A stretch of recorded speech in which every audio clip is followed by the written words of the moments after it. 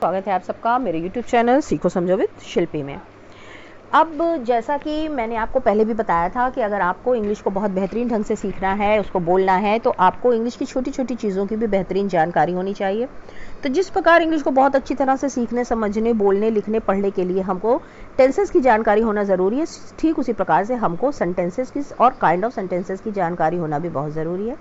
तभी हमको समझ में आएगा कि क्या चीज़ कहाँ पर किस तरह से यूज़ करनी है। तो सबसे पहले आइए हम समझते हैं कि सेंटेंस का मतलब क्या होता है, यानी कि डेफिनेशन।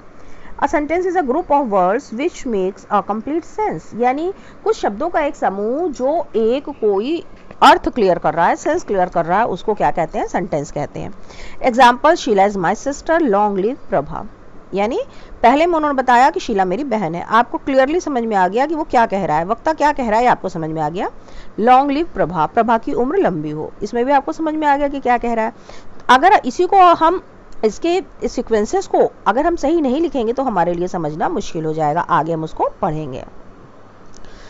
पॉइंट क्या रिमेंबर रखने हैं आपको, यानी आपको सेंटेंस को कैसे पहचानना है कि ये जो मेरे सामने अ ग्रुप ऑफ वर्ड्स है वो सेंटेंस है कि फ्रेज है कि क्लॉज है या ऐसी जम्बल्ड वर्ड्स हैं, इसको आप किस तरह से पहचानेंगे।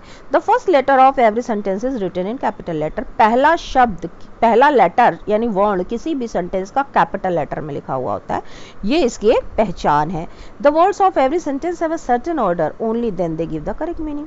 प्रत्येक शब्द का, जो भी आपके सेंटेंस में जितने भी शब्द यूज हुए हैं, उनका एक पर्टिकुलर एक सर्टेन क्या है, उनका एक सर्टेन ऑर्डर है, यानी वो उनकी एक निश्चित क्रम है। अपनी जगह पे जब वो रखे जाएंगे तभी आप कंफर्म हो पाएंगे कि ये सेंटेंस है, क्योंकि तभी वो आपको निश्चित सेंस देगा। जैसे कि पिछले मैंने आपको समझाया कि शीला इज माई सिस्टर, ये समझ में आ गया। सिस्टर माई इज शीला, कुछ समझ में आया भाई? हम उसको भले अपने आधार पर समझ लें, लेकिन सेंस क्लियर नहीं हुआ तो उसको हम सेंटेंस नहीं मानेंगे, वो एक ग्रुप ऑफ जम्बल्ड वर्ड्स कहलाएगा। तीसरा है at the end of each sentence full stop, interrogation mark और sign of exclamation is placed. किसी भी सेंटेंस की पहचान होती है कि उसके आखिर में चाहे फुल स्टॉप, चाहे इंटरोगेशन मार्क और चाहे एक्सक्लेमेशन मार्क होने ही चाहिए। इन तीनों मार्क्स में से एक मार्क होना ही चाहिए। अब हम पढ़ते हैं kinds of sentences on the basis of sense. जिस प्रकार से उनका अर्थ निकलता है उसके आधार पर सेंटेंस को 5 भागों में बांटा गया है। हालांकि आजकल के सिलेबस में से ऑप्टेटिव सेंटेंसेस को हटा दिया गया, लेकिन मैं आपको इन 5 को पढ़ाऊंगी क्योंकि मैंने 5 पढ़े थे। Assertive sentences. असर्टिव सेंटेंसेस कौन से होते हैं? वो होते हैं जो विधि सूचक वाक्य होते हैं, जो सिंपली एक इंफॉर्मेशन दे देते हैं आपको कि भाई ऐसा हुआ, कुछ बताया जाता है, कुछ कहा जाता है, कुछ सुना जाता है, जनरल एक वाक्य होता है। इंटरोगेटिव सेंटेंस कैसे होते हैं? ये प्रश्नवाचक होते हैं, यानी जिसमें सवाल या क्वेश्चन पूछे जाते हैं। इंपरेटिव सेंटेंसेस कौन से होते हैं? जो आदेशात्मक होते हैं, प्रार्थनात्मक वाक्य होते हैं। आदेशात्मक मतलब ऑर्डर या कमांड, और प्रार्थनात्मक यानी रिक्वेस्ट। ऑप्टेटिव सेंटेंसेस कौन से होते हैं? इच्छात्मक वाक्य होते हैं, जिनमें उनकी कोई विश होती है। एक्सक्लेमेटरी सेंटेंसेस भाव सूचक, यानी आपके जो भावों को, आपके एक्सप्रेशंस को, आपके इमोशंस को जो क्लियरली बताएं, वो एक्सक्लेमेटरी होते हैं। Note these all sentences can be affirmative और नेगेटिव बोथ। अब आप देखिए, सेंटेंसेस में जब हमने छोटे क्लासेस में पढ़ा था तो हमको अफर्मेटिव और नेगेटिव पढ़ाया गया था, लेकिन जब हमने काइंड ऑफ सेंटेंसेस पढ़े तो जो मेन इसके 5 काइंड्स हैं उनमें ना तो अफर्मेटिव है ना नेगेटिव है। क्यों? क्योंकि ये 5 प्रकार के सेंटेंसेस अफर्मेटिव भी हो सकते हैं यानी सकारात्मक भी हो सकते हैं, और नेगेटिव भी हो सकते हैं यानी नकारात्मक भी हो सकते हैं। इन 5 प्रकार के सेंटेंस में अफर्मेटिव भी हो सकता है, नेगेटिव भी हो सकता है। सबसे पहले हम पढ़ेंगे असर्टिव सेंटेंसेस। असर्टिव सेंटेंसेस कौन से होते हैं? To assert means to declare. Assert का मतलब होता है कि कोई बात कहना, कोई घोषणा करना, यानी सिंपली एक स्टेटमेंट कह देना। Generally statement is called assertive sentence. Generally एक स्टेटमेंट को हम क्या मानते हैं? असर्टिव सेंटेंस मानते हैं। Assertive sentences are of 2 kinds. Assertive sentences 2 प्रकार के होते हैं। जैसे मैंने बताया कि अफर्मेटिव और नेगेटिव हर प्रकार के सेंटेंसेस में होते हैं, इसलिए ये अफर्मेटिव और नेगेटिव 5 प्रकार के सेंटेंसेस में ये इनके काइंड में चलेंगे। उसके बाद होता है कि अफर्मेटिव सेंटेंसेस के क्या एग्जाम्पल हैं। अफर्मेटिव सेंटेंसेस को हम किस तरह समझेंगे? पहला हो गया अफर्मेटिव, उसका काइंड, और दूसरा हो गया नेगेटिव। उसके बाद हम इसके एग्जांपल्स देखते हैं कि किस प्रकार के सेंटेंसेस को हम असर्टिव सेंटेंसेस कहते हैं। Any sentence of any kind of tense, यानी किसी भी टेंस का कोई भी सेंटेंस इज असर्टिव सेंटेंस। वो असर्टिव सेंटेंस माना जाएगा कब? If it simply declares anything, जब वो बस किसी चीज को डिक्लेयर कर रहा हो, बता रहा हो, और any statement of any tense is called affirmative sentence. कोई भी स्टेटमेंट किसी भी टेंस का क्या कहलाता है?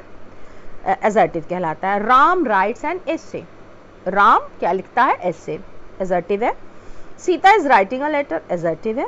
Rita has finished her work, assertive है। Gita has been reading since morning. अब देखिए इसमें मैंने आपको इंडेफिनिट भी बताया, कॉन्टिन्यूअस भी बताया, परफेक्ट भी बताया, परफेक्ट कॉन्टिन्यूअस भी बताया। सारे प्रकार के जो हैं वो अफर्मेटिव भी हो सकते हैं और नेगेटिव भी हो सकते हैं। अब जैसे Ram is not writing a letter, ये नेगेटिव हो गया। Reena did not like him, Reena उसे पसंद नहीं करती है। Sheena is a bad girl. अब ये देखिए बैड हमने नेगेटिव के लिए एक शब्द लगा दिया, नॉट लगाकर नेगेटिव नहीं बनाया, क्योंकि नेगेटिव किसी भी अफर्मेटिव सेंटेंस को नेगेटिव बनाने के कई मेथड होते हैं जिनको मैं भी आपको आगे बताऊंगी। और Kishan is a nice person, चाहे स्टेटमेंट सकारात्मक हो यानी अफर्मेटिव हो, चाहे स्टेटमेंट नकारात्मक हो यानी नेगेटिव हो, लेकिन वो क्या होता है? असर्टिव सेंटेंस में आता है। अब सबसे पहले हम देखेंगे कि इन सेंटेंसेस को, अफर्मेटिव सेंटेंसेस का कंस्ट्रक्शन कैसे होता है। जब हम असर्टिव सेंटेंसेस का कंस्ट्रक्शन अफर्मेटिव सेंटेंसेस के रूप में करेंगे तो कैसे करेंगे? सबसे पहले आप देखिए सब्जेक्ट आएगा, सब्जेक्ट के बाद वर्ब आएगा, वर्ब में पहले हेल्पिंग वर्ब आएगा, बाद में क्या आएगा? बाद में मेन वर्ब आएगा। उसके बाद प्रेडिकेट आएगा, प्रेडिकेट में क्या ऑर्डर होगा? कॉम्प्लीमेंट होगा, फिर इनडायरेक्ट ऑब्जेक्ट होगा, फिर डायरेक्ट ऑब्जेक्ट होगा, उसके बाद अगर कोई उसका एक्सटेंशन है तो वो होगा। ये टेबल आप लोग हर हाल में सेव करके रख लीजिएगा। इस टेबल से आपको पता चलेगा कि कंस्ट्रक्शन कैसे होता है। अब जैसे इन्होंने बताया पहला sentence I am a student, अब इसमें क्या है? आई है, सब्जेक्ट है, एम हेल्पिंग वर्ब है, मेन वर्ब नहीं है, कॉम्प्लीमेंट है कि मैं एक स्टूडेंट हूँ। क्लियर हो गया, बात खत्म, समझ में आ गया कि मैं एक विद्यार्थी हूँ। दूसरा है ही हैज अ बैग, इसमें भी क्या है? इसमें भी सब्जेक्ट है, हेल्पिंग वर्ब है और कॉम्प्लीमेंट है। तीसरा क्या है? बॉयज रन, लड़के दौड़ते हैं, तो क्या है इसमें? लड़के दौड़ते हैं, इसमें केवल सब्जेक्ट है, उसके बाद मेन वर्ब है। अच्छा ऊपर वाले में देखिए इन हिज हैंड एक्सटेंशन भी था, जो इन हिज हैंड था वो एक्सटेंशन था, ना तो वो कॉम्प्लीमेंट था, ना तो वो डायरेक्ट ऑब्जेक्ट था, ना तो इनडायरेक्ट ऑब्जेक्ट था, वो एक एक्सटेंशन था। बर्ड्स फ्लू, चिड़िया उड़ती हैं। The sun is shining over the ground, जो ग्राउंड के ऊपर सूरज चमक रहा है। द सन इज शाइनिंग, सूरज चमक रहा है। दे हैव मेड टॉयज, उन्होंने खिलौने बनाए। Mister Prasad will be giving boys story books, mister Prasad बच्चों को स्टोरी बुक देंगे। His father will have been distributing sweets among boys, उसके पिता बच्चों के बीच में मिठाइयाँ बांटेंगे। अब ये जो आपको पूरी मैंने टेबल दी है, ये टेबल से आप बहुत अच्छी तरह से समझ जाएंगे कि अफर्मेटिव सेंटेंसेस का कंस्ट्रक्शन असर्टिव में किस प्रकार से किया जाएगा। अब देखिए ये तो पूरी एक तरह से टेबल हो गई, लेकिन निगेटिव बनाने के लिए, किसी भी असर्टिव सेंटेंस को निगेटिव बनाने के लिए हम कई नियमों के अनुसार उसे निगेटिव बना सकते हैं। तो जो सबसे पहला हम पढ़ेंगे वो है निगेटिव सेंटेंसेस। कैसे बनाएंगे? सेंटेंसेस को निगेटिव दो तरह से बनाया जा सकता है। एक तो वर्ब को निगेटिव बनाकर, अर्थात एडवर्ब नॉट जोड़कर, वर्ब के साथ हम एडवर्ब नॉट जोड़ दें तो वो अपने आप में एक नेगेटिव सेंटेंस बन जाएगा। दूसरा है कि सेंटेंस में कोई नेगेटिव शब्द या नेगेटिव प्रीफिक्स का प्रयोग करके। अब देखिए इनको हम अलग अलग किस प्रकार से समझेंगे। Assertive sentences into negative sentences, conversion कैसे करेंगे? वर्ब को नेगेटिव बनाना। इनकम्प्लीट वर्ब में वर्ब के बाद नॉट जोड़ा जाता है। अब देखिए इनकम्प्लीट वर्ब का क्या मतलब होता है? वर्ब में मैंने आपको जैसे वर्ब पढ़ाए थे, तो मैंने आपको पढ़ाए थे वर्ब दो प्रकार के होते हैं, एक ऑक्सिलरीज होते हैं और दूसरे क्या होते हैं? मेन वर्ब्स होते हैं। जब किसी सेंटेंस में दोनों प्रकार के वर्ब्स यूज करे जाते हैं तो वो कंप्लीट वर्ब्स कहलाते हैं। और जब एक प्रकार का वर्ब यूज किया जाता है, चाहे ऑक्सिलरी यानी हेल्पिंग वर्ब यूज कर लिया, चाहे मेन वर्ब यूज कर लिया, तो उसको इनकम्प्लीट वर्ब मानते हैं। तो यहाँ पर चाहे हम हेल्पिंग वर्ब के साथ नेगेटिव बनाए और चाहे हम मेन वर्ब के साथ नेगेटिव बनाए। I am not an engineer, मैं इंजीनियर नहीं हूँ। You have not any car, तुम्हारे पास कोई कार नहीं है। There is not any milk in the pot, pot में कोई दूध नहीं है। The doctor is not here, doctor यहाँ नहीं है। अब इसमें आपने क्या देखा? सब में आपने ऑक्सिलरीज यानी कि हेल्पिंग वर्ब्स यूज करे हैं, इनमें कहीं भी मेन वर्ब नहीं है। तो ये कौन है? ये इनकम्प्लीट वर्ब है, इसलिए इनके साथ हम एडवर्ब नॉट जोड़ देंगे और हम अपना नेगेटिव बना लेंगे। दूसरा मेथड क्या है? By adding not with complete verbs. अब जब हम कंप्लीट वर्ब्स के साथ नॉट लगाते हैं, तो जब कंप्लीट वर्ब में हम नॉट लगा करके उसको नेगेटिव बनाते हैं तो हमारा प्रोसेस क्या होता है? उन सेंटेंसेस में जिसमें कंप्लीट वर्ब और सहायक क्रिया है, उनमें पहली सहायक क्रिया के बाद नॉट लगा देते हैं। जिनमें हेल्पिंग वर्ब भी है और मेन वर्ब भी है, उसमें हम हेल्पिंग वर्ब और मेन वर्ब के बीच में नॉट लगाते हैं। उसमें हमने हेल्पिंग वर्ब के बाद में नॉट लगाया था, इसमें हम दोनों वर्ब के बीच में नॉट लगाते हैं, जैसे कि they are not going anywhere. Are helping verb है, गोइंग मेन वर्ब है और बीच में नॉट लगा दिया।